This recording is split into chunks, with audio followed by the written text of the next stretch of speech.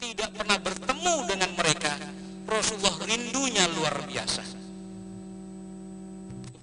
Saluran dakwah TV Islamic Center yang dirahmati oleh Allah Subhanahu wa taala, bahagia sekali hari ini kami kembali bisa menjumpai saudaraku sekalian dalam acara Muzakarah Fikih bersama guru kita Ustadz Mudassir Rahman Habibullah taala. Beliau adalah alumni Pondok Pesantren Darussalam Martapura yang alhamdulillah sejak beberapa tahun ini berdakwah mengabdikan ilmu beliau di kota kita tercinta, kota tepian Samarinda ini.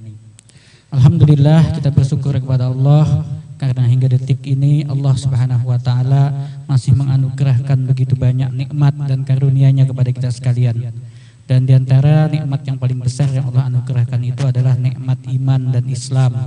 Masih ditakdirkannya kita memeluk agama Islam ini. Pemirsa yang dirahmati oleh Allah Subhanahu wa taala, lebih khusus lagi bagi kita warga Samarinda, kota tepian ini, di antara nikmat Allah adalah dengan banyaknya orang-orang alim, banyaknya ulama-ulama di kota tercinta ini, banyaknya majelis-majelis ilmu yang insya Allah akan terus meningkatkan kualitas keimanan dan ketakwaan kita warga kota tepian.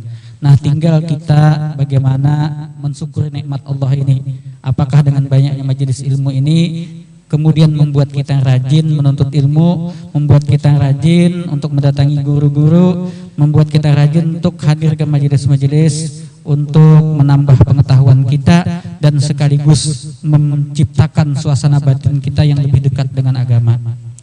Namun bagi kita yang mungkin masih berhalangan untuk hadir ke majelis ilmu, alhamdulillah kita juga dikaruniai oleh Allah adanya TV Dakwah Islamic Center ini, di mana di TV kecintaan kita ini disediakan berbagai macam acara yang jauh sekali daripada maksiat, ya, sebagaimana TV-TV umum yang tentunya di situ sangat bercampur aduk antara yang hak dengan yang batil. Insya Allah di TV dakwah ini kita disuguhi acara-acara yang bisa menambah tingkat ketakwaan dan keimanan kita kepada Allah Subhanahu wa taala. Salah satunya adalah acara kita hari ini, mudah-mudahan bisa menjadi wasilah bagi kita untuk lebih meningkatkan iman kita, sekaligus lebih meningkatkan ilmu kita agar kita bisa beramal dalam kehidupan ini dengan ilmu yang benar dan baik. Pemirsa yang dirahmati oleh Allah Subhanahu wa taala, jika pada pekan yang lalu kita sudah membahas masalah fikih di awal fikih, ya, tentang pengertian fikih dan lain sebagainya, maka pada kesempatan kedua ini di edisi kali ini kami akan membahas seputar alat untuk bersuci, yaitu air. Pemirsa yang dirahmati oleh Allah Subhanahu wa taala, saya tidak akan berpanjang lebar, saya akan langsung serahkan saja, ya, kepada Tuan Guru Mudassir Rahman untuk menyampaikan pengantar singkat tentang materi yang akan beliau sampaikan pada hari ini. Namun sebelum itu mari kita sapa dulu guru kita, mudah-mudahan beliau dalam keadaan sehat. Gimana nih guru, sehat aja kan? Alhamdulillah, sehat. Alhamdulillah. Ya, soalnya Guru Mudassir Rahman ini pemirsa, beliau tinggal di daerah pemuda, ya, daerah yang rawan banjir. Beberapa waktu lalu setiap kali ada banjir pasti beliau ini sibuk angkut, simpun ya guru, ya. Ya, yang kemarin bagaimana guru? Yang kemarin itu kena juga ya? Ya, kena juga kita. Jadi disimpunnya itu apa? Langgar lah itu. Tenggelam ya, tapi alhamdulillah sudah sehat-sehat aja lah. Anak istri sehat aja kan? Alhamdulillah. Anak bini sini sehat. Ya baik pemirsa yang dirahmati Allah Subhanahu wa taala, kita langsung saja mendengarkan paparan singkat pengantar dari beliau. Nanti ke depan kita akan tanya-tanya dengan beliau. Bagi Anda yang ingin menyaksikan tidak melalui layar TV, siaran ini juga kami siarkan langsung melalui channel YouTube TV Islamic Center Samarinda. Dan bagi Anda yang ingin menanyakan sesuatu, silahkan bertanya di kolom komentar atau kepada nomor yang mungkin ada di layar televisi Anda, ya. Saya tidak bisa melihat dari sini, mudah-mudahan operator nanti bisa mengirimkannya ke sana. Baik, terima kasih saudara-saudaraku, kita dengarkan penjelasan Tuan Guru Mudassir Rahman. Tafadhol Guru. Bismillah. Assalamualaikum warahmatullahi wabarakatuh. Waalaikumsalam warahmatullahi. Bismillahirrahmanirrahim. Alhamdulillahirabbil alamin. Wa bihi nasta'in ala umuri dunya waddin. Wassalatu wassalamu ala asrafil anbiya'i wal mursalin, sayyidina wa maulana Muhammadin wa ala alihi wa sahbihi ajma'in. Amma ba'du. Pemirsa yang dimuliakan Allah Subhanahu wa taala, alhamdulillah pada kesempatan kali ini kita dapat berjumpa kembali di saluran dakwah Islamic Center TV. Mudah-mudahan menjadi wasilah kita untuk mendapatkan ilmu yang manfaat dan kita dapat mengamalkannya sehingga kita mendapatkan keridhaan Allah Subhanahu wa taala. Rasulullah sallallahu alaihi wasallam bersabda di dalam hadis yang diriwayatkan oleh Imam Ad-Darqutni, kullu syai'in aimadun, setiap sesuatu itu ada tiang, ada pondasinya. Wa imaduddin al-fiqhu, pondasi agama itu adalah ilmu fikih. Di hadis lain yang diriwayatkan oleh Imam Bukhari dan Muslim, may yuridillahu bi khairan yufaqihu fid din, siapa orang yang Allah taala kehendaki akan mendapatkan kebaikan yang banyak, maka Allah akan pahamkan dia di dalam urusan agamanya. Syekh Muhammad An-Nawawi bin Umar Al-Bantani di dalam kitabnya Qutul Habib, beliau menjelaskan bahwa hadis ini adalah bisyaratun, kabar gembira bagi orang yang berusaha memaham agamanya, tafaqquh fid din, maka dia akan dimatikan alal Islam, mata ala Islam, mati dalam keadaan Islam. Nah, mudah-mudahan kegiatan kita, aktivitas kita ya, di dalam memahami agama kita ini menjadi jalan untuk kita mati di dalam keadaan husnul khotimah. Amin ya Allah ya rabbal alamin.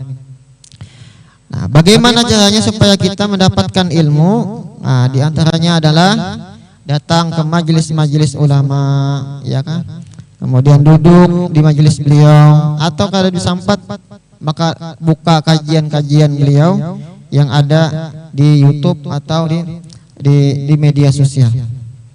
Nah, adapun pembahasan kita pada kesempatan kali ini adalah tentang kitabut thaharah, kitab tentang bersuci. Ya kan? Menurut bahasa, thaharah itu adalah an-nazafah, yaitu kebersihan. Nah, jadi Islam adalah agama yang komplit, lengkap. Nah, sampai kebersihan pun diatur, diajarkan di dalam agama Islam. Nah, kalau di fikih itu mengatur kebersihan pada zahir, nazafatun hissiyah, kebersihan di dalam pada zahirnya. Adapun kebersihan yang pada batin, pada hati, itu wilayahnya ilmu tasawuf. Kebersihan pada akidah itu wilayahnya ilmu tauhid, ya kan? Adapun kebersihan menurut istilah at-thaharah, menurut istilah ulama fikih adalah ibaratun an raf'il hadathi wa izalatin najasi. Satu ibarat daripada terangkatnya hadas kecil ataupun hadas yang besar, dan hilangnya najis. Apabila hadas itu terangkat atau najisnya hilang, maka dia sudah disebut suci menurut pembahasan ilmu fikih, disebut at-thaharah. Nah, thaharah ini ada dua, ada wasail, ada maqasid. Ada jalan perantara untuk menuju kesucian, ada tujuan untuk bersuci. Nah, di antara wasailnya itulah air. Air itu adalah alat untuk bersuci. Nah, yang kita bahas adalah nanti tentang air ini. Nah, ada 7 macam air yang boleh dan sah digunakan untuk bersuci. Yang pertama adalah ma'us sama, ma'ul motor, ya kah? Air hujan. Yang kedua ma'us salj, air salju. Salju mencair, nah, itu boleh dipakai. Yang ketiga ma'ul barot, air daripada hujan es. 3 macam ini adalah air yang turun daripada langit. sah digunakan untuk bersuci, boleh digunakan untuk bersuci. Bersuci itu apa? Bersuci itu diantaranya adalah wudu, mandi wajib, istinja, menghilangkan najis. Nah, air ini boleh digunakan untuk bersuci. Dalilnya di dalam Al-Quran, wa yunazzilu alaikum minas sama'i ma'an liyutahhirakum bih. Dan Allah Ta'ala menurunkan atas kalian air dari langit supaya bisa digunakan untuk bersuci. Nah, itu dalil bahwasanya air hujan bisa digunakan untuk bersuci. Yang keempat adalah ma'ul bahr, air laut. Yang keenam, yang kelima, ma'ul bir, air sumur. Nah, kan hadisnya tentang hadis tentang air sumur Budaah, wan nahar, air sungai, wal ain, yang terakhir adalah mata air, ya kan? Nah, 4-5 macam ini adalah air yang keluar daripada bumi. Nah, jumlahnya semuanya ada 7. Ada 7 macam. Nah, 7 macam air ini kembali lagi dibagi kepada 4. Air hujan, air salju, air hujan es, air laut, air sumur, air sungai, dan mata air. Itu dibagi 4. Ada namanya air itu suci, zatnya suci, wa mutahhirun li ghairihi, dan bisa digunakan untuk bersuci, bisa mensucikan yang lain. Nah, ini yang disebut dengan air mutlak. Air mutlak. Nah, Imam An-Nawawi di dalam kitabnya Minhajut Talibin, beliau mendefinisikan ma'ul mutlak, yaitu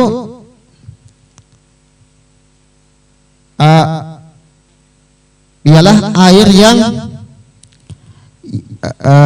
yaqa'u alaihi ismul ma'i bila qaidin, air yang tetap atasnya nama air tanpa terikat dengan nama yang lain. Air, itu sudah, ya kan? Banyu, ya, banyu. Nah, itu namanya definisi air mutlak.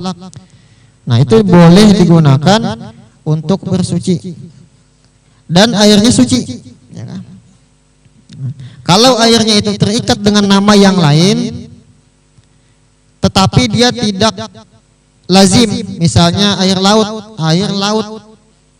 dia tidak lazim. Ketika air laut itu dipindah, disuling menjadi air minum, dia tidak lagi disebut air laut. Begitu juga air sungai. Nah, walaupun air diikat dengan nama sungai, tapi dia tidak kuat, tidak lazim, dia akan berubah sesuai tempatnya. Nah, beda dengan air kopi, ya kan? Ini banyu kopi, kemanapun memindah namanya tetap banyu kopi. Nah, ini istilahnya qaidun lazimun, namanya kaitan yang lazim. Dia suci tapi tidak bisa digunakan untuk bersuci. Bagian yang kedua, air itu suci, tahirun ghairu mutahhir, ya kan? Dia suci tapi tidak sah digunakan untuk bersuci. Tidak boleh dipakai mandi wajib, tidak boleh dipakai untuk wudu, tidak sah digunakan untuk istinja. Nah, ini diantaranya adalah air musta'mal. Ialah air musta'mal itu adalah mastu'mila fi fardit taharah, air yang sudah dipakai untuk basuhan yang wajib. Nah, air musta'mal syaratnya apa? Airnya sedikit, sudah dipakai pada bagian yang wajib, ya kan? Dan terpisah daripada anggota. Misalnya kita wudu, basuhan yang pertama itu kemudian terpisah daripada wajah kita yang sedikit, itu disebut air musta'mal, ya kan? Yang pertama, yang kedua tidak, ya kan? Yang tidak. Nah, itu namanya air musta'mal. Kemudian lagi di antara air yang suci tapi tidak bisa mensucikan adalah air yang berubah salah satu sifatnya, berubah rasanya, berubah warnanya, berubah baunya. Nah, ini nanti pembahasannya tentang air yang mutaghayyir, Nah, itu nanti ada disebut berubah dengan sebab tercampur dengan benda yang suci, ada juga berubah dengan sebab tercampur dengan benda yang najis. Air yang tercampur dengan benda yang suci, ada kala bendanya itu mukhalid, bisa larut, kadang bisa terpisah dengan air itu, ada bendanya itu mujawir. Nah, itu masing-masing ada hukumnya. Masing-masing ada hukumnya. Misalnya contoh air yang berubah dengan benda yang mukhalid, benda suci yang mukhalid, yang bisa larut. Air kita masuki kopi 1 sendok, tak aduk. Nah, ini namanya air yang berubah dengan sebab benda suci yang mukhalid. Dia suci tapi tidak boleh dipakai untuk bersuci. Ya kah? Kada boleh dipakai untuk bersuci. Tidak boleh dipakai wudu, mandi wajib. Atau susu berubah warnanya, berubah rasanya, berubah baunya. Nah, air yang berubah itu tidak sah digunakan untuk wudu. Ya, nanti ada catatan-catatannya. Ya, berubah yang seperti apa yang tidak bisa dipakaikan untuk bersuci. Nah, apabila berubahnya disebabkan bendanya itu mujawir, artinya bisa dipisah, seperti batu, kayu misalnya, atau kayu garu. Kita buat dalam baskomnya tuh harum banyunya, itu ada masalah karena benda yang mencampurnya itu mujawir, bisa dipisah. Ya kah? Beda dengan benda yang mukhalid, yang larut, ya kan? Nah, kemudian lagi apabila berubahnya itu disebabkan bendanya itu najis, ya kan? Bendanya najis, maka kita lihat apabila airnya itu tidak sampai 2 kulah, kemudian kemasukan najis, maka berubah tidak berubah, hukum air itu adalah najis. Kemudian apabila airnya itu banyak, yaitu 2 kulah atau lebih, maka apabila dia berubah, salah satu sifat air itu rasanya berubah, atau warnanya berubah, atau baunya berubah, maka air itu dihukumi mutanajis. Ya, mutanajis. Nah, karena nanti ada najis pembahagiannya khusus, ya kan? Apa yang boleh, yang dimaafkan, ya kan? Yang ketiga, pembahagian air itu apa? Adalah air mutanajis, air yang tercampur oleh najis. Nah, ini kada sah digunakan untuk bersuci, ya kan? Nah, 3 macam. Yang pertama tadi suci, mensucikan. Nah, yang kedua suci tapi tidak bisa digunakan untuk bersuci, ya kan? Karena dia sudah dipakai pada basuhan yang wajib, atau air itu berubah, ya kan? Nanti kita bahas makna yang berubah seperti apa. Yang ketiga adalah air mutanajis, air yang kemasukan najis, air yang kemasukan najis yang sedikit. Nah, apabila banyak tapi berubah, maka air mutanajis juga. Nanti ada caranya bagaimana mensucikan air yang najis ini. Nah, 3 macam ini adalah pembagian air secara umum, secara global. Nah, ada juga air mutlak tadi yang makruh digunakan, ya kan? Dia boleh, dia sah digunakan untuk bersuci tapi makruh. Seperti ma'ul musyammas, air yang dipanaskan, ya kan? Syaratnya adalah wadah untuk menampung airnya itu terbuat daripada timah, besi, atau tembaga. Yang kedua, pada daerah yang ada musim panasnya. Di tempat kita tidak ada, maka kita tidak akan membahas panjang lebar tentang ma'ul musyammas ini, kan tidak ada di tempat kita. Nah, kemudian yang kedua, di antara airnya itu mutlak tapi makruh digunakan adalah air yang sangat panas, ya kan? Mandi wajib pakai baju panas. Nah, itu boleh aja, jangan makruh, ya kan? Itu kita nanti bisa menghalangi daripada sempurnanya mandi wajib, atau menghalangi daripada sempurnanya wudu. Nah, itu sangat panas. Yang ketiga, sangat dingin, air itu sangat dingin, ya kan? Makruh juga, banyu es, wudu pakai banyu es, sahaja, cuman makruh, ya kan? Yang keempat adalah ma'un min ardin magdubin alaih, air yang berasal dari tanah bumi yang dilaknat Allah Ta'ala. Misalnya tanah kaum Ad, tanah kaum Samud, sumur Barhut yang ada di Yaman. Nah itu banyu dari tanah yang dahulunya pernah dilaknat Tuhan itu makruh digunakan. Tapi sah. Nah itu 4 macam pembagian, 3 macam pembagian air yang dari yang 7 macam tadi, ya kah?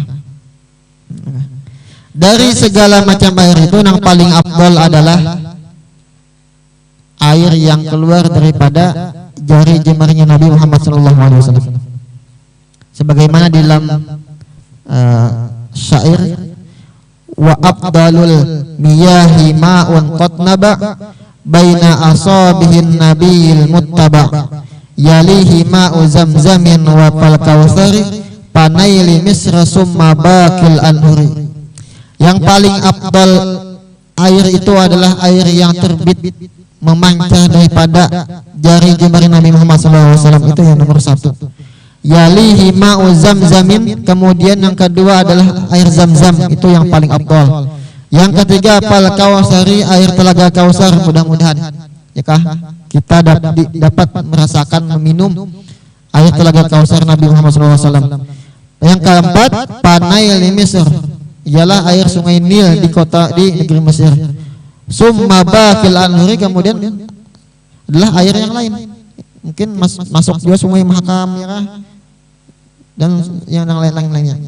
Nah 4 macam ini adalah air yang paling afdal.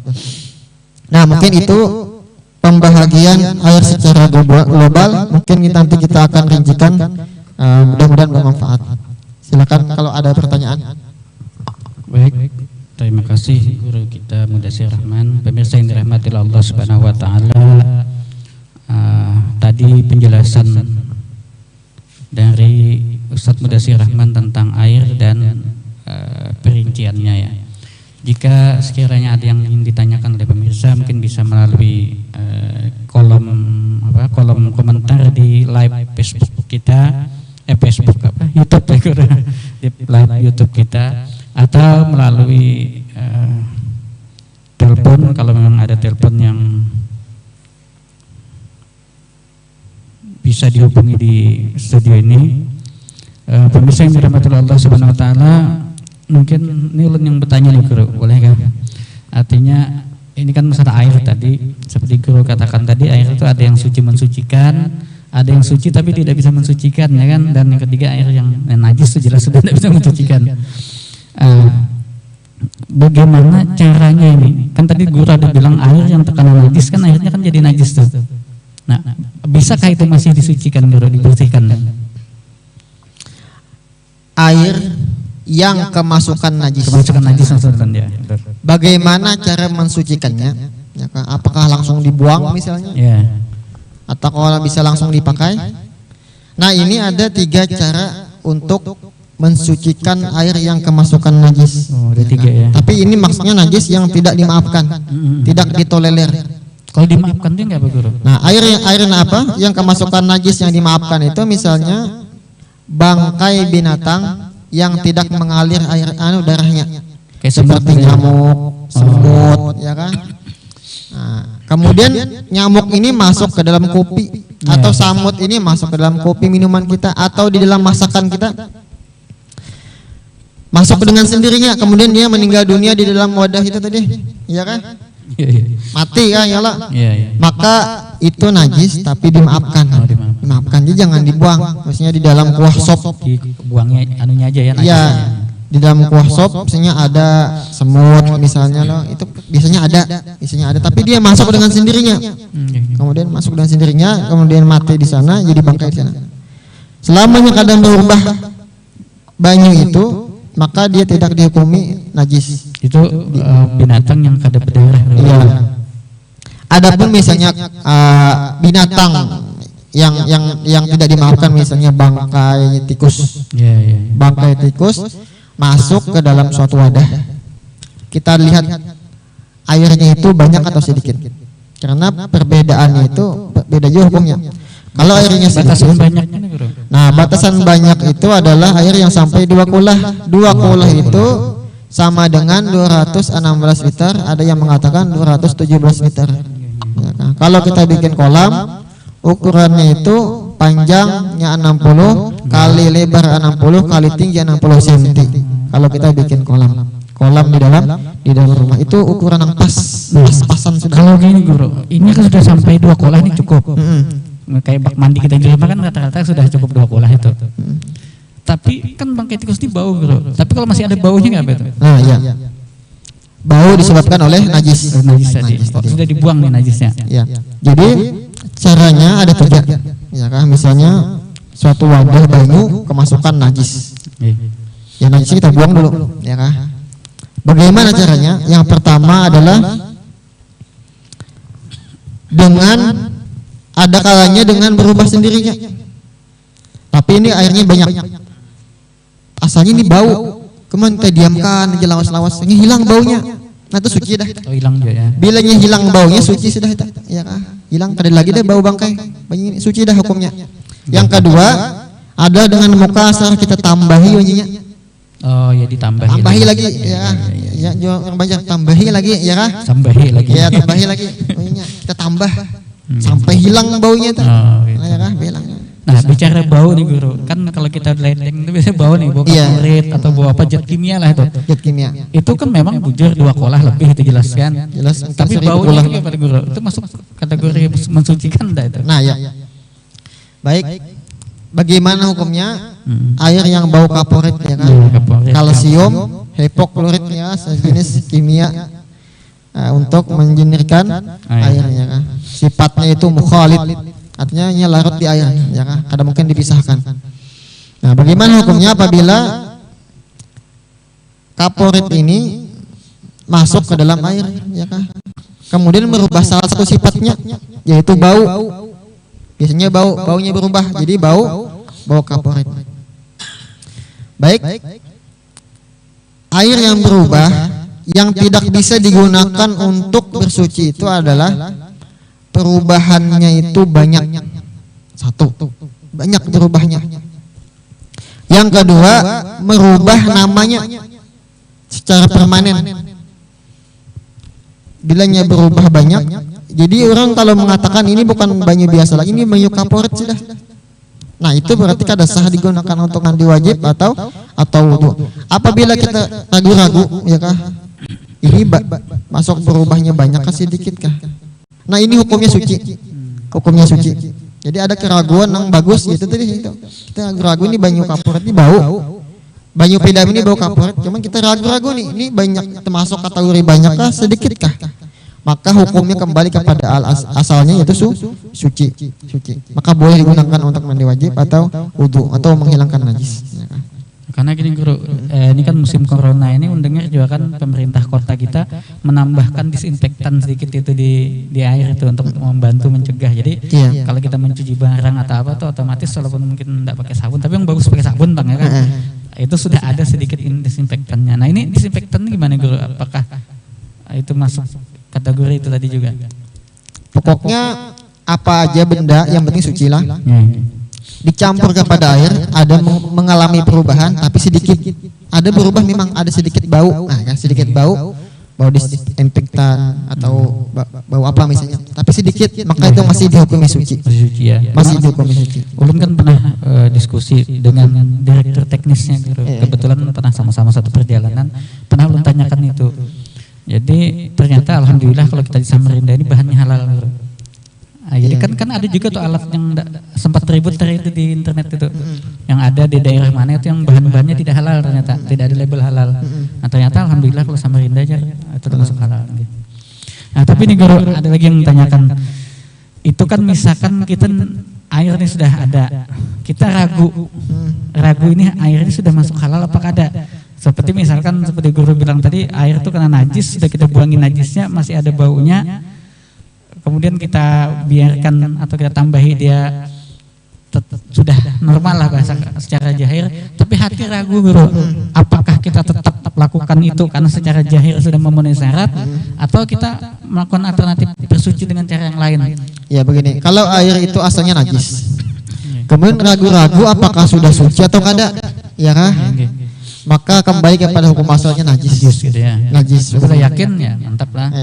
Hukumnya itu najis. Nah, berarti kalau kita dalam kondisi seperti itu, tayamum lah kita.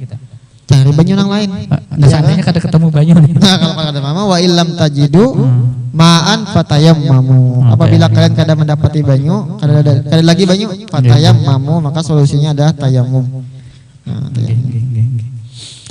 Pemirsa yang dirahmati oleh Allah Subhanahu wa taala, jadi seperti dikatakan guru kita tadi, ternyata air ini tidak sembarangan aja guru lah. Artinya fikih Islam itu membahas lengkap sekali. Inilah tanda kesempurnaannya agama kita. Jangankan masalah-masalah yang besar, masalah-masalah dunia segala macam, masalah-masalah kecil seperti mandi itu pun airnya pun dibahas. Nah, ini menunjukkan kesempurnaan ajaran agama kita. Sekali lagi kami himbau atau kami ajak pemirsa sekalian yang ingin bergabung, bertanya-tanya dengan guru kita, bisa melalui langsung ke channel YouTube juga bisa ya, di kolom komentar. Insya Allah kolom komentar bisa kita baca dari sini. Saya juga bawa HP Android ini, jadi bisa melihat di kolom komentarnya di sini. Nah, ternyata belum ada guru nih, belum ada yang berkomentar. Ya baik. Jadi ada satu lagi. Jadi saya belum menyebutkan cara untuk mensucikan air yang kena najis. Nah, itu yang pertama tadi adalah dia berubah dengan sendirinya. Tapi syaratnya air itu banyak, 2 kulah atau lebih. Yang kedua adalah dengan ditambah sampai 2 kulah atau lebih. Airnya sedikit, kita masukkan najis, kita buang najisnya, kita tambahi banyunya sampai 2 kulah dan atau lebih. Nah, bilanya sudah lebih, makanya lalu hilang bau bangkainya, maka air itu suci. Yang ketiga adalah dengan kita kuras, kita kurangi banyunya, kita kurangi. Tapi syaratnya apa? Sisanya itu adalah 2 kulah. Sisa banyu itu 2 kulah. Nah, itu. Misalnya di tandun kita itu 1200. Itu berapa kali 2 kulah itu? Banyak itu jelas. 6 kali 2 kulah, ya kah? Kita masukkan bangkai tikus. Bangkai tikus yang kita buang, banyu yang ada di atasnya itu kita buang, kita buang. Sisakan lagi sekira-kira 2 kulah. Kita cium masih bau kah? Bilanya kadang bau lagi tuh suci berarti yang di bawahnya itu. Di bawahnya itu suci. Nah, tapi kan biasa guru kalau najisnya mengendap ke bawah malahan. Nah, kalau mengendap tuh rontok kan rontok. Iya, kalau rontok buang najisnya, diamkan sampai hilang baunya dengan sendirinya. Nah, itu tadi bangkai tikus guru. Bangkai tikus kan memang najis lah.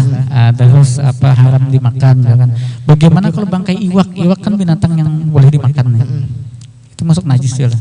Iya kah? Ikan itu bangkainya suci. Nah, suci. Suci, bangkainya suci. Jadi kalau hanya bangkai ikan tidak membuat airnya najis. Tidak ada masalah, ada masalah. Ikan itu suci. Kecuali kena ada ikan di suatu wadah banyu, kemudian mati waktu lalu berubah banyunya, berubah itu berubahnya itulah. Karena kalau berubah itu guru walaupun bukan bangkai pun ya. Kalau air teh misalkan air teh kopi ya kan. Tapi 2 kulah ya betul. Sudah tidak boleh juga bersuci guru lah begitu. Karena namanya sudah bukan air mutlak lagi itu. Iya kan, namanya bukan air mutlak lagi. Kalau walaupun benda suci, walaupun lebih 2 kulah, apabila namanya hilang, nama aslinya nih banyu itu hilang dengan nama yang lain yang lazim, maka kada bisa dipakai lagi untuk. Karena zaman sekarang kan guru orang jualan es akuarium, iya. Kanal itu ada 2 kulah lebih bisa mungkin itu kan. Iya. Cuman namanya bukan air lagi. Air tetap lagi sudah. Sirup sudah. Sirup sudah itu kada boleh lagi pakai. Nah, ini ada lagi guru yang mungkin menggelitik kita. Bagaimana kalau air itu air yang bersih tapi adalah air kelapa misalkan? Itu bisa bersuci guru? Tidak bisa juga. Air kalau 2 kulah misalkan air kelapanya mau 2 kulah atau 1000 kulah juga tidak bisa di dalam mazhab Syafi'i lah. Dalam mazhab Syafi'i itu tidak bisa digunakan untuk bersuci air kelapa, apalagi air kelapa muda. Makin naik kada sah. Ya kan? Yang viral lah.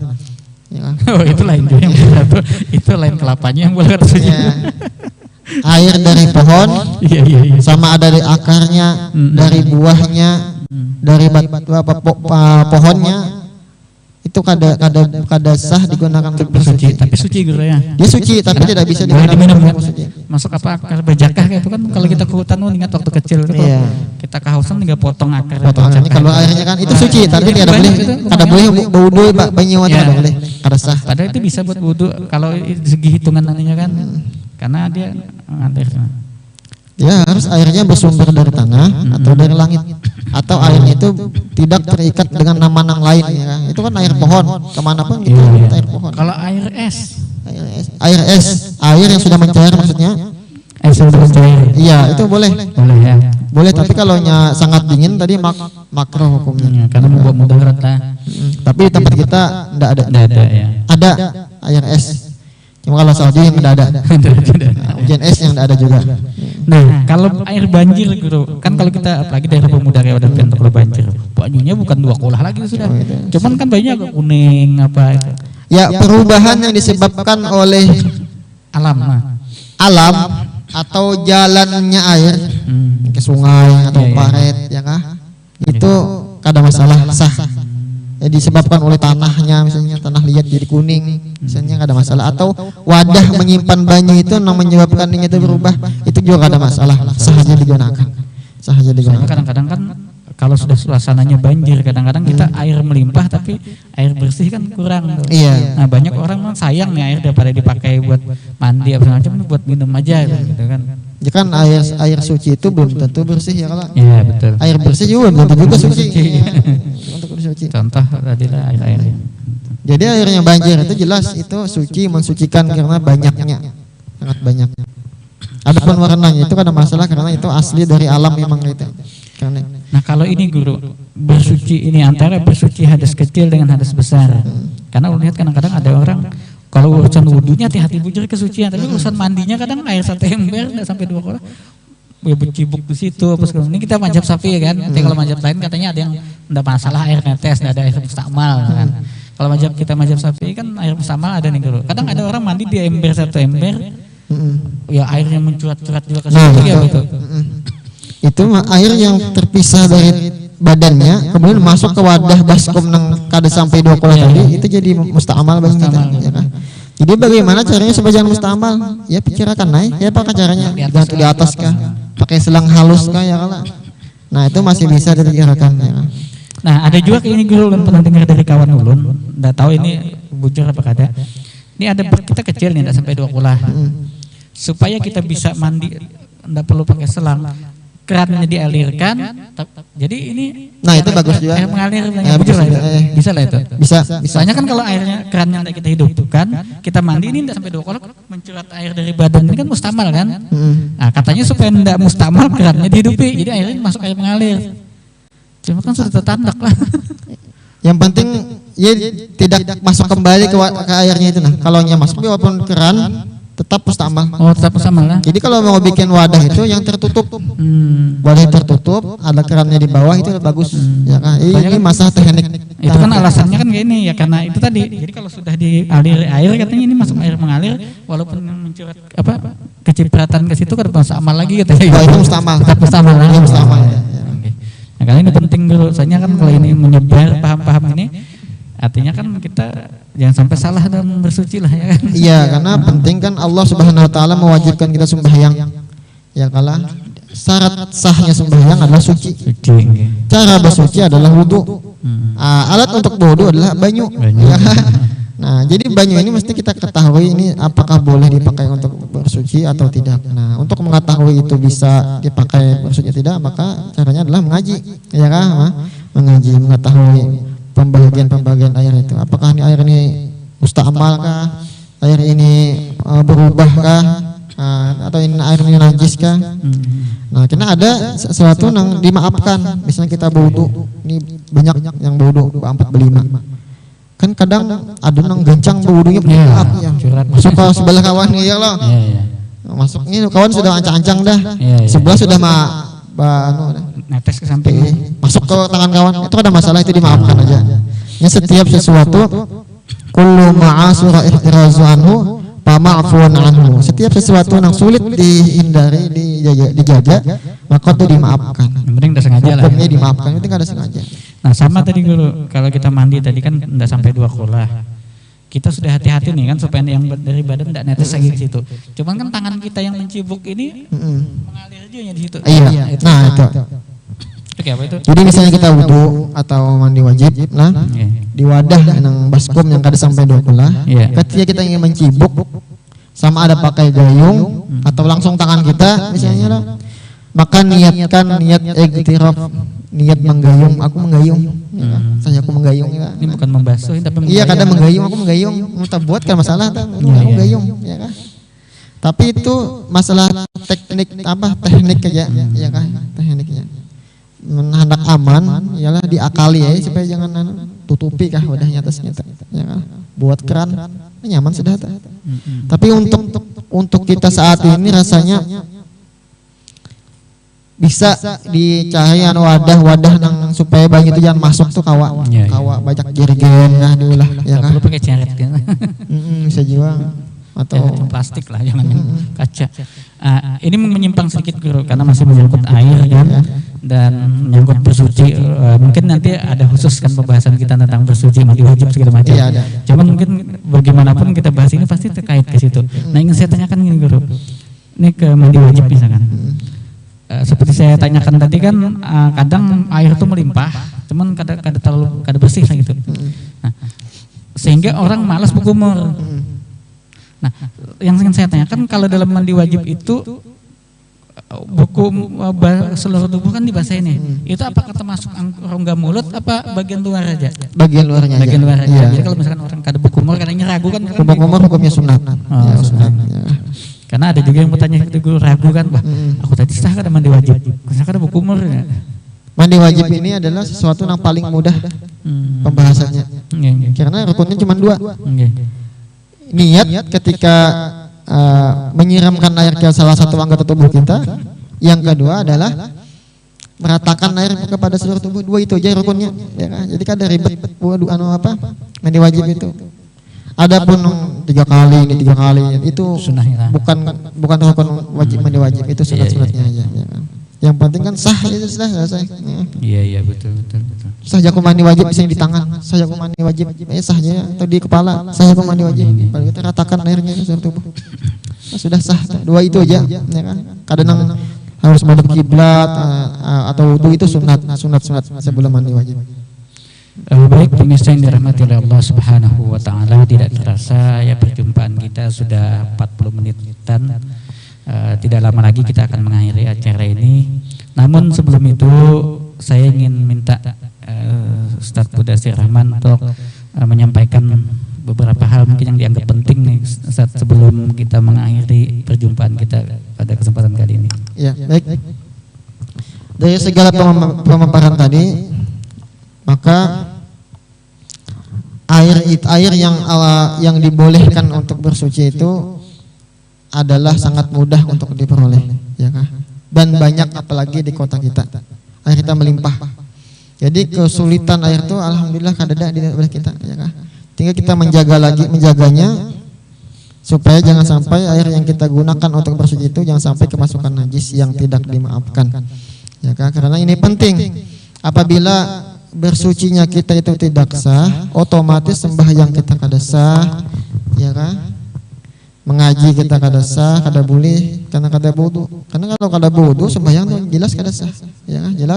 Jelas kada sahnya. Maka penting mengetahui sah kadanya sembahyang, sah kadanya wudu, sah kadanya banyu yang boleh digunakan, itu adalah wajib hukumnya, ya kan? Jangan sampai kita rajin beribadah, tahu-taunya kita berwudu banyu mustakmal, ya kan? Atau banyu yang ada najisnya. Karena kita kada tahu, kada mau tahu, lalu kita sembarangan aja. Nah, itu karena banyak orang ahli ibadah kada berdasarkan ilmu, lalu ibadahnya sia-sia, ya kan? Karena al ilmu imamul amal. Ilmu itu adalah imamnya amal. Amal itu mengikuti ilmu, ya kan? Kada bisa yang sekehendaknya aja ada aturan di dalam aturan agama. Nah, ini mudah-mudahan kajian kita ini ada manfaatnya, bisa diamalkan. Baik, terima kasih Tuan Guru Mudassir Rahman. Pemirsa yang dirahmati Allah Subhanahu wa taala, demikianlah pembahasan kita masalah fikih pada hari ini mengenai air ya. Jadi mudah-mudahan ini bisa memberikan pencerahan bagi yang sudah tahu, ini mengingatkan kembali, bagi yang belum tahu mudah-mudahan bisa memberikan ketenangan hati. Jadi walaupun seperti saya katakan tadi, dalam Islam itu semua diatur rinci, detail, tapi jangan juga hal ini membuat kita lalu serba ketakutan, was-was gitu ya.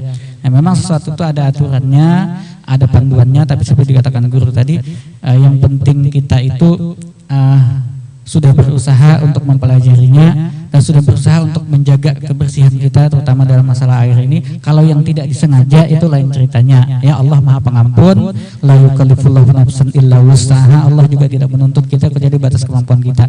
Yang penting seperti dikatakan guru kita tadi, kalau tidak tahu itu tidak ada masalah. Yang bahaya itu yang tidak mau tahu. Jadi kalau kita melakukan satu salah karena tidak tahu, itu salah diampuni. Tapi kalau kita tidak mau tahu, artinya tidak mau belajar, tidak mau menuntut ilmu, padahal ilmu tadi adalah imam kata beliau. Atau saya pernah mendengar ungkapan yang lain guru, al ilmu qabla qauli wa amali, kan ilmu itu mendahului perkataan dan perbuatan. Nah, mudah-mudahan apa yang kami suguhkan ke hadapan pemirsa pada kesempatan ini bisa membawa manfaat bagi pemirsa sekalian dan juga bagi kami semua. Mudah-mudahan Allah Subhanahu wa taala makin meningkatkan kualitas keimanan kita dan meningkatkan kualitas ibadah kita, sehingga kita nantinya dicatat oleh Allah sebagai hamba-hamba yang soleh dan kita dimatikan Allah dalam keadaan husnul khatimah. Semoga Allah Subhanahu wa taala mempertemukan kita kembali di pekan yang akan datang. Subhanakallahumma wa bihamdika asyhadu an la ilaha illa anta astaghfiruka wa atubu ilaik. Wallahul muwaffiq ila aqwamit thoriq. Wassalamualaikum warahmatullahi taala wabarakatuh.